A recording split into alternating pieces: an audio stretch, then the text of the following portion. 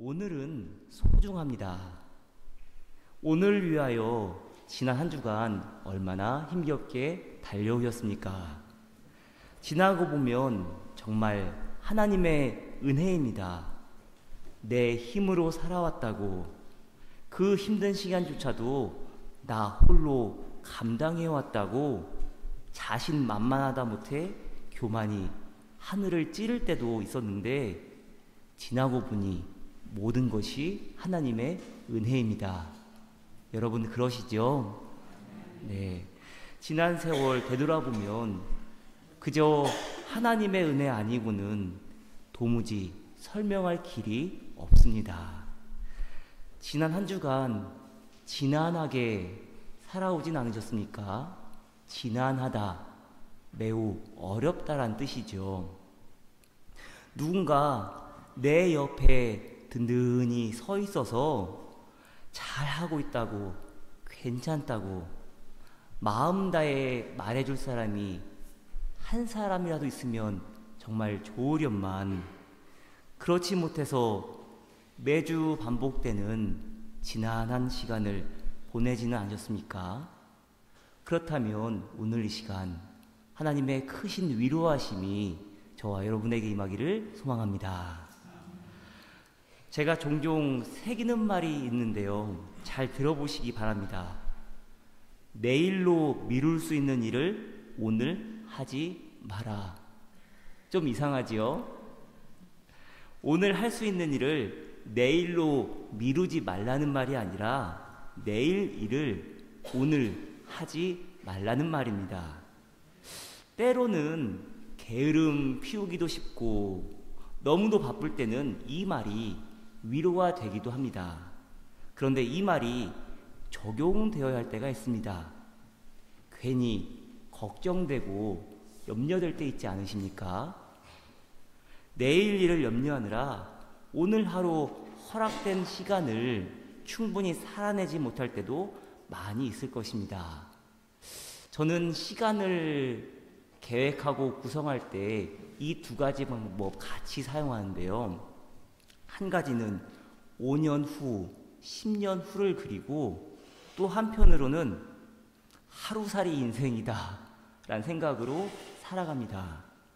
순간순간 일이 막 밀려올 때는 그냥 나 자신을 내려놓는 것이 차라리 속 편할 때가 많습니다. 단 기준을 정할 수 있어야 합니다. 무엇이 기준입니까? 너희는 먼저 하나님의 나라와 하나님의 의를 구하여라. 그리하면 이 모든 것을 너희에게 더하여 주실 것이다. 이 기준을 가지고 선택해 보시기를 바랍니다. 결코 후회함이 없을 것입니다. 또 무슨 일부터 해야 할지 혹은 도무지 일이 손에 잡히지 않을 때는 하나님과 숨바꼭질 한다는 마음으로 해보시길 바랍니다. 제가 지난 한 주간에 설교 4편을 쓰고 공동의 책자 인사말을 썼는데요. 아무리 글쓰기를 좋아한다 하지만 상대방은 몰라도 적어도 저한테는 제 마음을 톡톡 건드리는 글을 매번 쓰기가 쉽진 않습니다. 그럴 때마다 제가 어떤 생각을 하느냐 하면요. 이미 글은 완성되어 있고 단지 길목만 찾으면 오래 걸리지 않을 것이다. 물론 길목 찾는데 좀 시간이 걸릴 테지만 숨바꼭질 하는 재미, 찾아가는 재미를 느끼다 보면 어느새 일은 마무리되어 있습니다.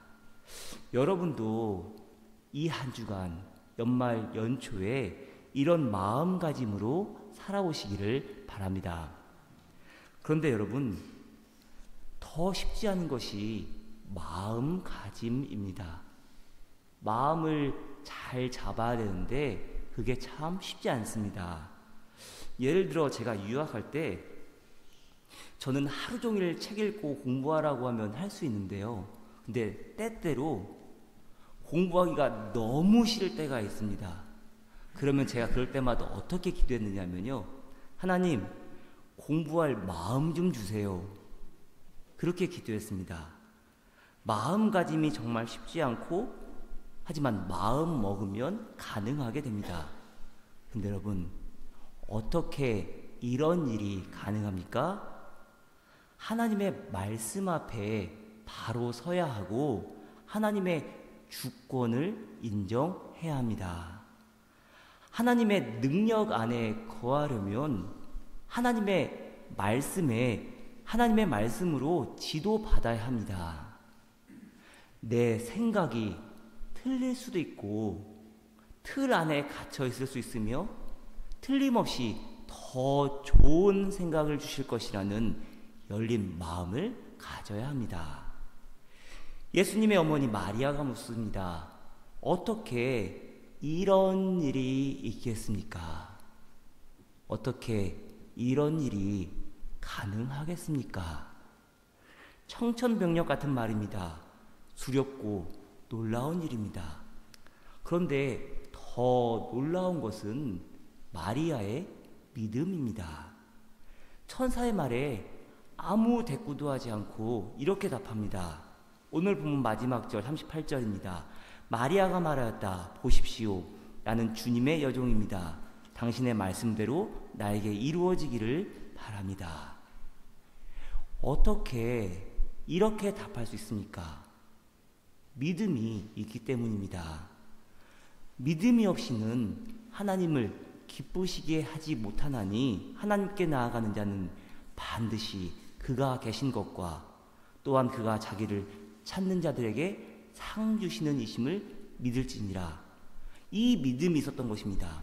오늘 본문 37절 말씀처럼 하나님의 모든 말씀은 능하지 못하심이 없다는 믿음이 있었던 것입니다. 어떻게 이러한 믿음, 이러한 마음가짐을 가질 수 있습니까?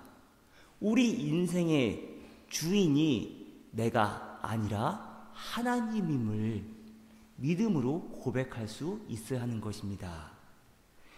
여러분은 올해 어떤 믿음으로 살아오셨습니까? 이제 2023년 한 해를 마무리하는데 어떠한 마음가짐으로 지금까지 달려오셨습니까?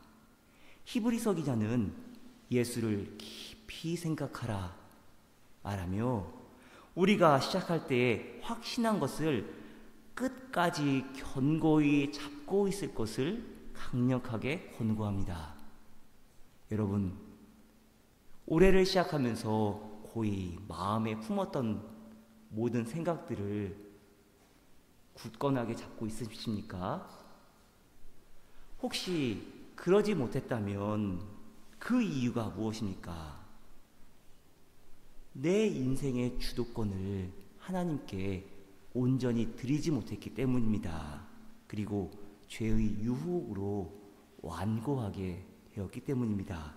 히브리서 3장 13절 말씀, 오늘이라고 하는 그날 서로 권면하여 아무도 죄의 유혹에 빠져 완고하게 되지 않도록 하십시오.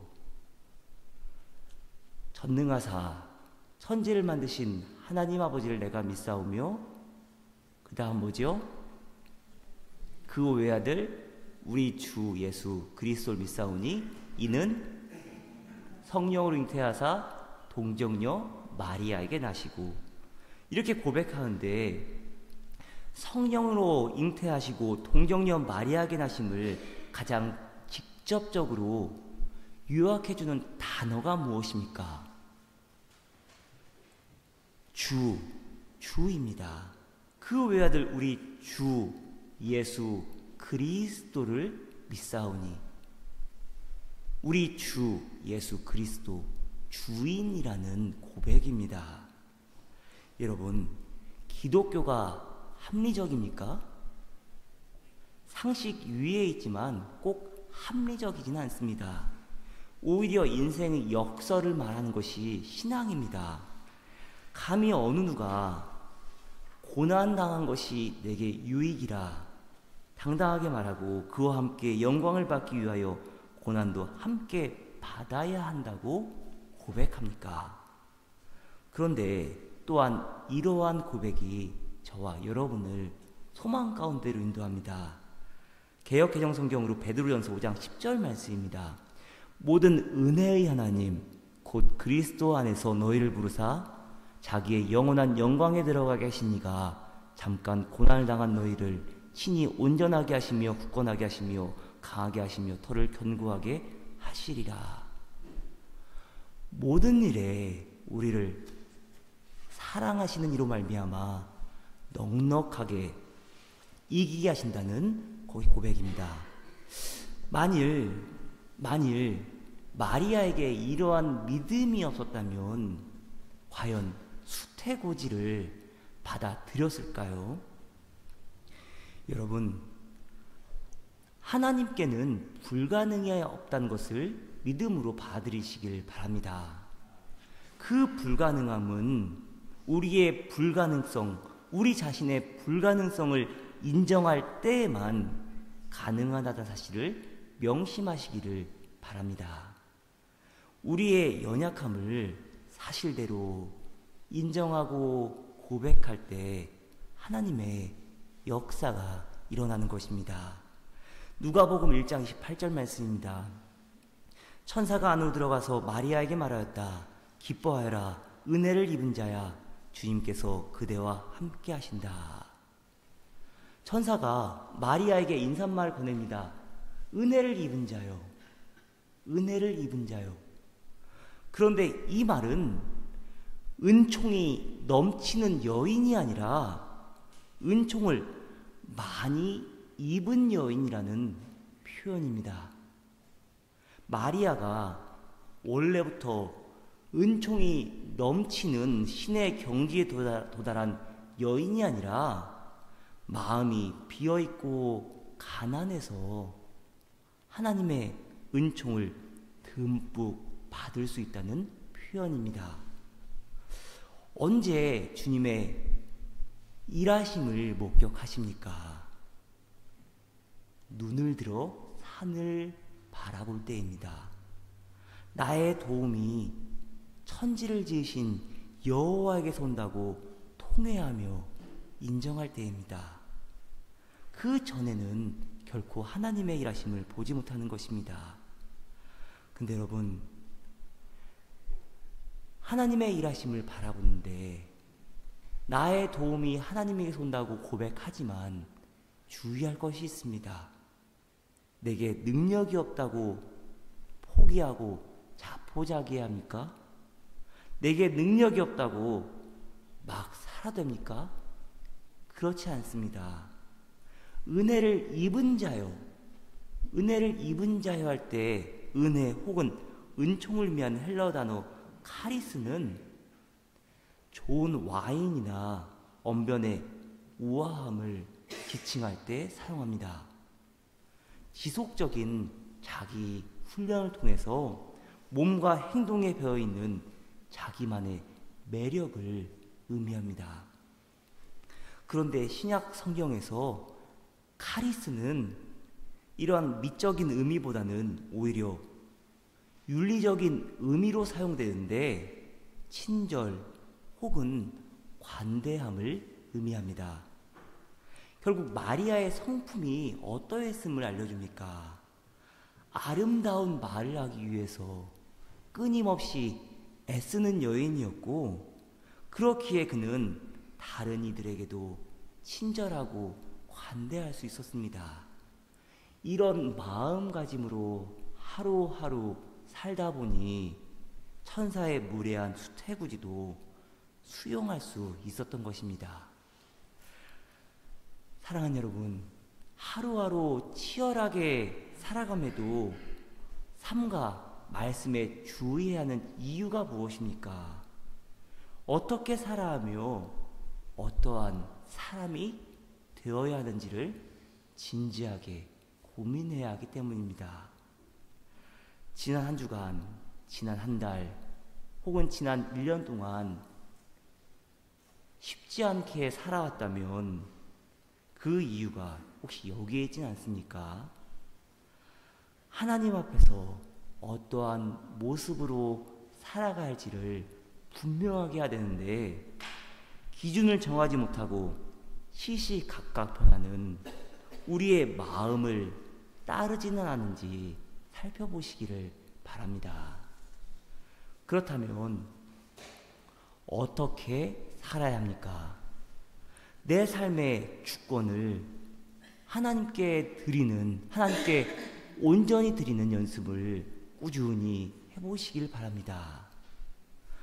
무엇을 먹을까, 무엇을 마실까, 무엇을 입을까 염려할 것이 아니라 먼저 그의 나라와 그의 의를 구하시기를 바랍니다. 그렇게 자기를 깨끗하게 하면 하나님의 은혜로 귀히 쓰임받는 그릇이 되는 것입니다. 디모데후서 2장 21절 말씀입니다. 그러므로 누구든지 이러한 것들로부터 자신을 깨끗하게 하면 그는 주인이 온갖 좋은 일에 요긴하게 쓰는 성별된 귀한 그릇이 될 것입니다. 어제 말고 지난 토요 새벽 기도의 시간에 기도 중에 받은 말씀이 있었습니다. 우리 교회를 향한 말씀, 그리고 저 자신을 향한 말씀이었는데 제가 그 말씀을 받고 어떻게 하나님께 물었는지 아십니까? 가능합니까? 어쩌면 마리아처럼 이렇게 반문한 겁니다. 어떻게 이런 일이 있겠습니까? 어떻게 이러한 일이 가능하겠습니까? 근데 제가 바로 이렇게 대답했습니다. 기다리겠습니다. 당신의 말씀대로 이루어질 것을 간구한 마리아처럼 고백했습니다. 여러분, 하나님의 일하심을 어떻게 확인할 수 있습니까? 어떠한 사람은 하나님의 일하심을 단 한 번도 목격하지 못하는데 또 어떤 다른 사람은 순간순간 하나님의 일하심을 목격하며 살아갑니다. 그 차이가 무엇인지 아십니까? 기다림입니다. 하나님의 주권을 인정하고 하나님의 일하심을 인정하는 사람은 그것을 바라보는 것입니다. 하나님의 능력을 신뢰하며 될 때까지 붙잡고 기다리는 것입니다. 그러한 가운데, 기다리는 가운데 필요한 것이 무엇입니까? 우리의 마음을 넓힐 수 있어야 합니다. 비록 마리아는 능력은 없었지만 입이 유순하고 친절하며 관대하기를 끊임없이 애썼던 여인입니다. 그렇기에 하나님의 은총을, 하나님의 은혜를 입은 것입니다. 그렇기에 하나님의 역사하심이 그를 통해서 드러난 것입니다. 사랑하는 여러분, 하나님의 은혜를 기다리며 내일 성탄 예배를 사모하시기를 바랍니다. 그러한 마음가짐으로 기다려야 하늘의 음성이 들립니다. 저와 여러분을 향한 하나님의 놀라운 계획과 뜻을 발견하는 귀한 성탄절 되기를 바랍니다. 기도하겠습니다. 하나님, 어떻게 이런 일이 있겠습니까? 물어야 할 때에 이제는 당신의 말씀대로 이루어지기를 원한다고 간구하는 저희 모두 되게 하옵소서. 예수 그리스도의 이름으로 기도드렸습니다. 아멘.